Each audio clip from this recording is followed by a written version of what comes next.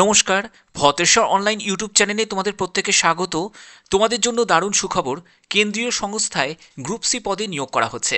এই যে নিয়োগটি, এটি কোনো কন্ট্রাকচুয়াল নয়, এটা সম্পূর্ণ পার্মানেন্টভাবে নিয়োগ করা হচ্ছে।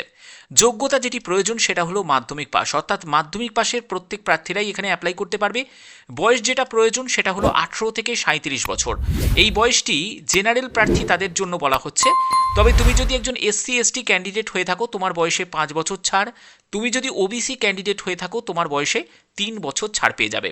এই ভিডিওর মাধ্যমে তোমাদের কিভাবে ফর্ম ফিল আপ করতে হবে অবশ্যই একদম স্টেপ বাই স্টেপ তোমাদের দেখানো হবে। প্রত্যেকটি তথ্য তোমাদের জন্য ইম্পর্টেন্ট, অবশ্যই বলবো ভিডিওটাকে শেষ পর্যন্ত দেখতে। তো দেখো, আমি একদম পিডিএফে চলে এসেছি, দেখতেই পাচ্ছ একদম অফিসিয়াল পিডিএফটা আমি ওপেন করে নিয়েছি। প্রথমে বলে রাখি, যেসব পোস্টগুলোতে নিয়োগ করা হচ্ছে, প্রথম যে পোস্টটি সেটি হলো স্টেনোগ্রাফার গ্রেড 2। এখানে তোমাদের আবেদন করতে গেলে যোগ্যতা যেটা লাগবে সেটা হলো উচ্চ মাধ্যমিক পাস।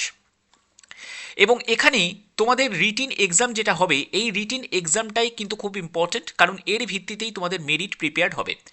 এবার রিটিন এক্সামে তোমাদের জেনারেল ইন্টেলিজেন্স অ্যান্ড রিজনিংয়ের ওপর 25 কোশ্চেন 25 মার্কস থাকবে। জেনারেল অ্যাওয়ারনেসের ওপর 25 কোশ্চেন 25 মার্কস থাকবে। ইংলিশের ওপর তোমাদের 25 কোশ্চেন 25 মার্কস থাকবে এবং নিউমেরিক্যাল অ্যাপটিটিউডের ওপর 25 কোশ্চেন 25 মার্কস থাকবে।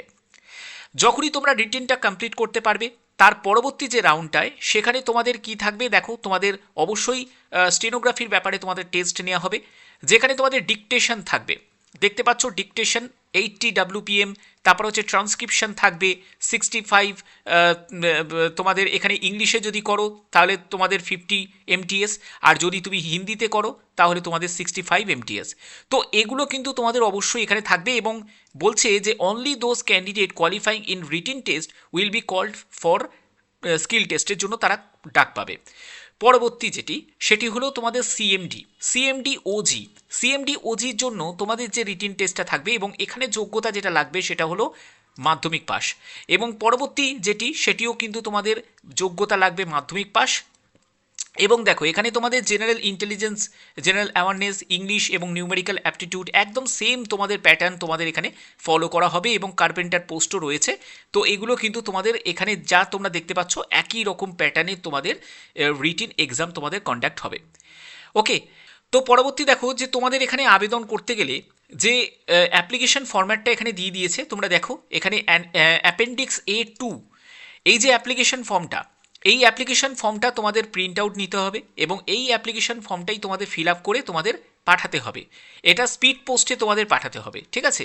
স্পিড পোস্টেই তোমাদের পাঠাতে হবে। প্রথমে হচ্ছে অ্যাডভার্টাইজমেন্ট নাম্বারটা উল্লেখ করবে, এমপ্লয়মেন্ট নিউজের কোন ডেটে রিলিজ হয়েছে সেই ডেটটা এখানে মেনশন করতে হবে।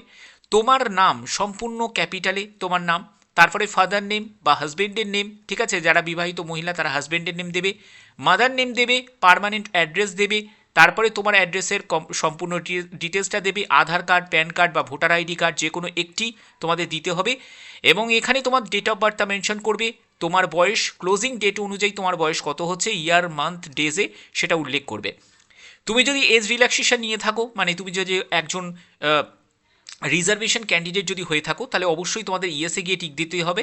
ওকে, এবং স্পেসিফিক যে কোটাটা সেটা তোমাকে মেনশন করতে হবে। যদি তুমি জেনারেল হয়ে থাকো তাহলে নোতে গিয়ে টিক দেবে। এরপরে হচ্ছে যে নেম অফ এমপ্লয়মেন্ট এক্সচেঞ্জ, যদি তোমার এমপ্লয়মেন্ট এক্সচেঞ্জে তোমার নাম রেজিস্টার্ড থাকে তাহলে সেই নামটা কিন্তু এখানে মেনশন করতে হবে, এবং রেজিস্ট্রেশন নাম্বারটা দিতে হবে। ন্যাশনালিটি এখানে অবশ্যই তোমাদের এখানে ইন্ডিয়ান লিখে দেবে। এরপরে হচ্ছে এসসি এসটি ওবিসি থেকে যদি বিলং করে থাকো তাহলে সেটা তোমাদের এখানে মেনশন করতে হবে ক্যাটাগরিটা। তুমি মেল না ফিমেল সেটাতে গিয়ে টিক দিয়ে এবং সেটাকে মেনশন করবে, ইমেল আইডি দেবে, মোবাইল নাম্বার দেবে। এডুকেশন কোয়ালিফিকেশান হিসাবে তোমাদের মাধ্যমিক থেকে শুরু হচ্ছে, অর্থাৎ তুমি মাধ্যমিক কোন বোর্ড থেকে পাশ করেছো, কোন ইয়ারে পাশ করেছো, কী কী সাবজেক্ট ছিল এবং কত পার্সেন্টেজ মার্কস ছিল। এবার তুমি যদি এখানে স্টেনোগ্রাফির জন্য অ্যাপ্লাই করো, সেখানে তোমাদের উচ্চ মাধ্যমিক পাশ যোগ্যতা, তো মাধ্যমিক সঙ্গে আবার উচ্চ মাধ্যমিকের ডিটেলসটাও তোমাদের দিতে হবে। এই হচ্ছে তোমাদের ফর্ম ফিল আপ। ওকে, তো আশা করি ব্যাপারটা বোঝাতে পারলাম। তো এখানে পরবর্তী দেখো, পরবর্তী হচ্ছে যে তোমাদের এখানে অ্যাডমিট কার্ডের একটা ডুপ্লিকেট, এই যে অ্যাডমিট কার্ডের যে অংশটা, এটা কিন্তু তারা তোমাকে পাঠিয়ে দেবে যখন তোমাদের রিটিন এক্সাম হবে। এটাই তোমাদের স্ট্যাম্প মেরে তারা তোমাকে পাঠিয়ে দেবে, ঠিক আছে? তো এইখানে কিন্তু সেই ফরম্যাটগুলো কিন্তু দেয়া আছে, তোমরা চাইলে একবার মানে চেক করে নিতে পারো। ওকে, তো তোমাদের এই যে বিজ্ঞপ্তি জারি হয়েছে সেটা হলো ডিপার্টমেন্ট অফ ডিফেন্স প্রোডাকশন অর্থাৎ ডিজিকিউ এর তরফ থেকে। এখানে তোমাদের গ্রুপ সি ক্যাটাগরিতে তোমাদের নিয়োগ করা হচ্ছে, সম্পূর্ণ সেন্ট্রাল গভর্নমেন্টের চাকরি, এবং স্পিড পোস্টে তোমাদের আবেদনপত্র তোমাদের পাঠাতে হবে। অর্ডিনারি কোনো পোস্টে কিন্তু আবেদনপত্র অ্যাকসেপ্ট করা হবে না, স্পিড পোস্টেই তোমাদের অ্যাকসেপ্ট করা হবে। এখানে স্টেনোগ্রাফার যে পোস্ট আছে এবং তার যে তোমাদের এখানে যে ইউআরের জন্য কত কি ভ্যাকেন্সি, সিএমডি ওজির জন্য কত ভ্যাকেন্সি এবং যোগ্যতা দেখতেই পাচ্ছ, উচ্চ মাধ্যমিক পাস যোগ্যতার কথা বলা হয়েছে। তারপরে সিএমডি ওজির জন্য মাধ্যমিক পাস যোগ্যতার কথা বলা হয়েছে এবং ড্রাইভিং লাইসেন্সের একটা এক্সপিরিয়েন্স তোমাদের থাকতে হবে। কার্পেন্টার পোস্টের জন্য মাধ্যমিক, সঙ্গে কিন্তু তোমাদের আইটিআই যোগ্যতার কথা বলা হয়েছে। এবার হচ্ছে এজ লিমিট। দেখো, স্টেনোগ্রাফার গ্রেড 2 এর জন্য 18 থেকে 27 বছরের মধ্যে তোমার বয়স হতে হবে। ওকে, তারপরে সিএমডি ওজির জন্য 18 থেকে 27 বছর বয়স এবং মাধ্যমিক পাস যোগ্যতা, সঙ্গে তোমাদের ড্রাইভিং লাইসেন্স থাকতে হবে এবং উচ্চ মাধ্যমিক পাস যোগ্যতা স্টেনোগ্রাফার গ্রেড 2 এর জন্য। এবং এখানে তোমাদের যে ব্যাপারটা বলা রয়েছে এক্সট্রা কোয়ালিফিকেশন হিসাবে অবশ্যই তোমাদের ডিকটেশন জানা থাকতে হবে। এবং পরবর্তী হচ্ছে কার্পেন্টারের জন্য 18 থেকে 37 বছর, এখানেও তোমাদের মাধ্যমিক পাস যোগ্যতা এবং অবশ্যই তোমাদের আইটিআই যোগ্যতা এখানে থাকতে হবে যদি তুমি কার্পেন্টারে অ্যাপ্লাই করো। এজ রিল্যাক্সেশন অবশ্যই থাকবে, এসসি এসটিরা বয়সে 5 বছর ছাড় পাবে আর ওবিসিরা বয়সে 3 বছর ছাড় পাবে। ওকে, এছাড়া যারা ফিজিক্যাল হ্যান্ডিক্যাপ্ট এবং ক্যাটাগরি ওয়াইজ তোমরা সেটা দেখে নিতে পারো। এবার তোমাদের ক্লোজিং ডেট দেখো, 28 দিনের মধ্যে এমপ্লয়মেন্ট যে ডেটে তোমাদের এই নোটিফিকেশনটি রিলিজ হয়েছে 28 দিনের মধ্যেই কিন্তু তোমাকে এটা পাঠাতে হবে। ওকে, এবং যারা যারা শর্টলিস্টেড হবে সেই শর্টলিস্টেড ক্যান্ডিডেট তাদেরকে রিটিন এক্সামের জন্য ডাকা হবে এবং পরবর্তী যে রাউন্ডগুলো থাকবে সেখানে তাদের ডাকা হবে। ওকে, তো এগুলো কিন্তু এখানে তোমাদের দেয়া আছে, অবশ্যই তোমরা ভালো করে একবার চেক আউট করে নিও। যারা আবেদন করবে তোমাদের আবেদনপত্র কোথায় পাঠাবে? আবেদনপত্র পাঠানোর জন্য দেখতে পাচ্ছ যে তোমাদের যে অ্যাপ্লিকেশন ফর্মটা বললাম ওই অ্যাপ্লিকেশন ফর্মটা ফিল আপ করে এনভেলপের ওপর তোমাদের লিখতে হবে application for the post of, কোন পোস্টের জন্য অ্যাপ্লাই করছো সেই পোস্টের নামটা লিখবে, কোন ক্যাটাগরি থেকে বিলং করছো সেই ক্যাটাগরিটা মেনশন করবে এবং স্পিড পোস্টের মাধ্যমে পাঠাতে হবে। পাঠানোর যে ঠিকানাটা সেটা হচ্ছে এটা হলো পাঠানোর ঠিকানা। ঠিক আছে, এই ঠিকানায় তোমাদের যে ক্লোজিং ডেটের মধ্যেই তোমাদের পাঠিয়ে দিতে হবে। কি কি ডকুমেন্টস তোমাদের নিড আছে দেখো, তোমাদের প্রথমে বলছি সেটা হলো A4 সাইজের যে পেপার, যেটা তোমাদের দেখালাম অ্যাপ্লিকেশন ফর্মের যে ফরম্যাটটা সেটা তোমাদের ফিল আপ করতে হবে, সেটা তোমাদের লাগছে। এবং অ্যাডমিট কার্ডের যে ডুপ্লিকেট যে অ্যাডমিট কার্ড সেটাও তোমাদের সঙ্গে অ্যাটাচ করতে হবে ফিল আপ করে। ওয়ান সেলফ অ্যাড্রেস এনভেলপ, একটা সেলফ অ্যাড্রেস তোমাদের একটা খাম কিন্তু এক্সট্রা তোমাদের তোমার নিজের অ্যাড্রেসটা লেখা থাকবে সেই খামটাও তোমাদের অ্যাটাচ করতে হবে। এবং রিসেন্ট পাসপোর্ট সাইজের ছবি সেটা তোমাদের নির্দিষ্ট জায়গায় লাগিয়ে দিতে হবে এবং একটি অ্যাডমিট কার্ডেতেও কিন্তু লাগিয়ে দিতে হবে এবং দুটো সেলফ সাইন কিন্তু তোমাদের দুটো ছবিও তোমাদের এক্সট্রা দিতে হবে। ঠিক আছে, টোটাল যে ছবি লাগছে সেটা 4টে ছবি লাগছে।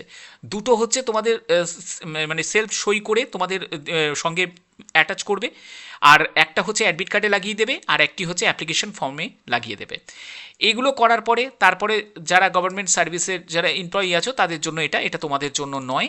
তোমাদের যারা কাস্ট সার্টিফিকেট আছে এসসি এসটি ওবিসি থেকে তাদের সেলফ অ্যাটেস্টেড কপি তোমাদের ফরম্যাট দিতে হবে, এগুলো তোমাদের লাগবে। যারা এক্স সার্ভিসম্যান আছো তাদের জন্য এটা, ফিজিক্যাল হ্যান্ডিক্যাপ যারা আছো তাদের জন্য সেই সার্টিফিকেট লাগবে। এডুকেশন কোয়ালিফিকেশান এবং proof of date of birth এগুলো কিন্তু তোমাদের সার্টিফিকেট এগুলো তোমাদের লাগছে, এগুলোও তোমাদের অ্যাটাচ করতে হবে। তো এই হচ্ছে তোমাদের সিম্পল প্রসেস। তো যারা আবেদন করবে তারা অবশ্যই ভালো করে বুঝে নিলে যে কিভাবে তোমাদের ফিল আপ করতে হবে। এবং অ্যাডমিট কার্ড ফিল আপ করার ব্যাপারটা কিন্তু খুব একটা বেশি জটিল নয়।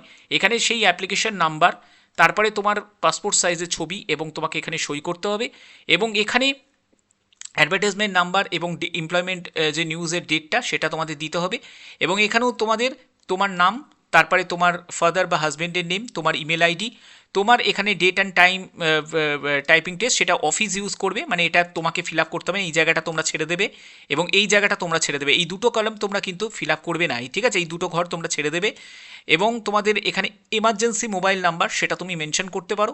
এবং তোমাদের এখানে বলা হচ্ছে যে লেফট থাম, এখানে বলছে যে এখানে ক্যান্ডিডেট সিগনেচার, এখানে সিগনেচার তোমাদের একটা করতে হবে। ঠিক আছে, ছেলেদের হচ্ছে সেটা হচ্ছে লেফট থাম আর ফিমেল ক্যান্ডিডেটদের হচ্ছে রাইট থাম, অর্থাৎ মেল ফিমেল বোথ ক্যান্ডিডেটই কিন্তু অ্যাপ্লাই করতে পারে। তো আশা করি ভিডিওর মাধ্যমে সম্পূর্ণ ডিটেলসটা তোমাদের কাছে মেনশন করতে পারলাম।